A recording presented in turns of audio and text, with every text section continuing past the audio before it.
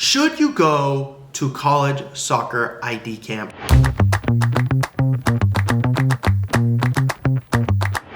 I'm the college soccer guy and I help you play college soccer. Let's get into it. So there are so many ID camps. Okay, there's mass ID camps, there's individual ID camps, there's camps that are hosted by colleges that have multiple schools that don't technically count as a mass ID camp, but have multiple schools at them. And here's the order from best to worst in terms of which camps you should go to. You should always go to an individual camp. Those are the best, meaning it's one school and they're hosting and it's theirs. Division 3s of those versions are even better because they use camps to recruit 90% of their students. Division 1 schools go, okay, the camp was really helpful, we need to keep an eye on you. Division 2s are pretty similar. Then they need to see you 2 to 7 more times to even make you an offer. D3s can go, I saw you at camp, we want to see you one more time, or we just want to have a conversation, or we want to have you for a visit, then we want to have you on our team. So D3 individual camps are amazing.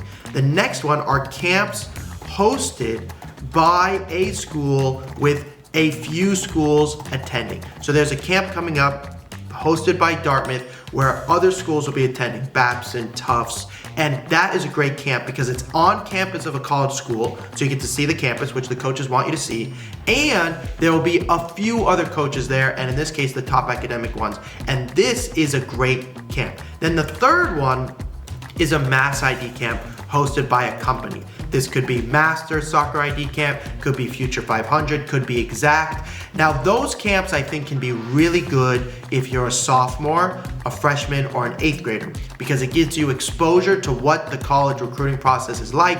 Coaches are gonna go, I'm gonna take a note of you. You're not gonna not be recruited or get recruited at those mass ID camps, but coaches are gonna recognize your name and they'll be more likely to then respond to your emails. So on the younger end, I think the mass ID camps can be really good.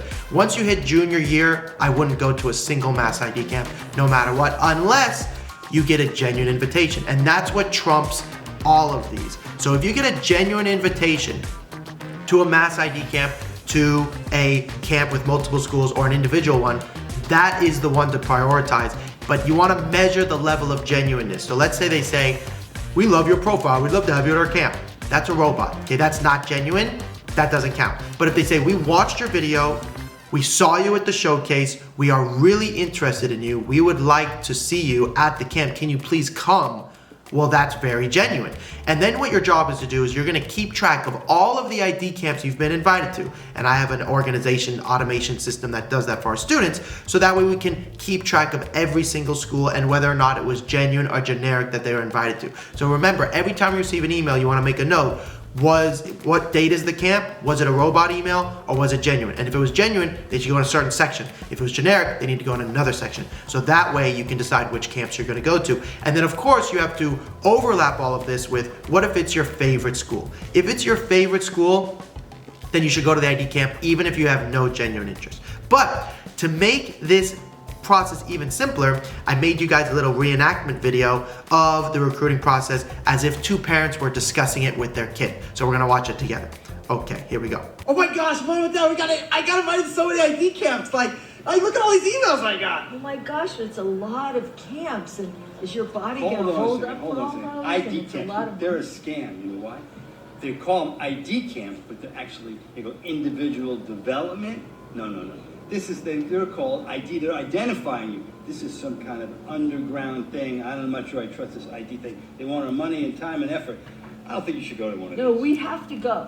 Now it's how many do we go to? But he has to go. If they don't see him, he won't get recruited. I talked to this guy on college soccer guy, and this guy said there's something called genuine interest and like generic interest. And like, can I show you an email? Can you tell me if they're like, maybe it's a robot and maybe it is a scam, but maybe some of them are good. Yep. Mom, here's the email. It says this. It says, dear athlete, and it says from like NCSA. I don't know what that means, but it says. So if it says from NCSA and it says no reply anywhere in the email, then it's a robot and it's not genuine. If you get a genuine message from NCSA, which frankly is pretty rare, then you might want to consider it. But I would be very mindful because I don't trust NCSA when you get their camp invites or top drawer or any of those. You want to email them personally. That's the best way to decide. It said, dear athlete, we've identified you as a possible recruit for the class of 2026. We would love to have you at ID camp. We think you've shown really good moments. Would you please come? Do you think we should go? Sounds, Seems like a it pretty sounds good. really I think so good. too. I think we should go. I think we should go too. It's only $1,000. Oh, well now, how many are there at $1,000? We have to figure out which ones. I'm sorry, but we want to do everything we can for you. Oh, don't be. You don't love me. I do love you.